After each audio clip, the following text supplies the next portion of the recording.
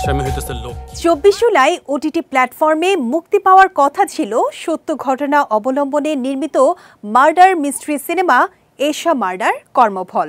কিন্তু রাজধানীর একটি স্কুলে বিমান বিধ্বস্তের দুর্ঘটনায় স্থগিত করা হয় ওটিটিতে সিনেমাটির মুক্তি।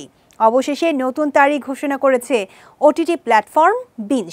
31 জুলাই থেকে ঘরে বসে দেখা যাবে সানি সানোয়ার পরিচালিত এই মার্ডার মিস্ট্রি সিনেমাটি। প্রেক্ষাগৃহে মুক্তির পর আলোচনায় থাকা সিনেমাগুলো ওটিটিতে নিয়ে আসার প্রবণতা দিন দিন বাড়ছে নির্মাতাদের মধ্যে। গেল রোজার ঈদের 4টি আলোচিত সিনেমা ওটিটিতে মুক্তি পেয়েছিল কোরবানির ঈদ উপলক্ষে। এবার পালা কোরবানির ঈদের সিনেমাগুলোর। সেই ধারায় প্রথম মুক্তি পাচ্ছে এশা মার্ডার কর্মফল।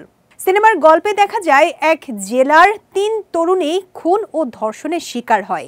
রহস্য উদ্ঘাটনে নেমে পড়েন পুলিশ কর্মকর্তা লীনা, যিনি হয়ে ওঠেন গল্পের মূল চালিকা শক্তি। এই চরিত্রে অভিনয় করেছেন আজমেরি হক বাঁধন। পুলিশ কর্মকর্তার চরিত্রে এটাই বাঁধনের প্রথম কাজ। চরিত্রটিকে বাস্তবসম্মত করে তুলতে তিনি দিয়েছেন শতভাগ। প্রেক্ষাগৃহে মুক্তির প্রথম দিকে দর্শক কম থাকলেও ধীরে ধীরে জনপ্রিয়তা পায় সিনেমাটি। প্রচারে প্রতিদিনই হলে হলে ছুটে বেরিয়েছেন বাঁধন।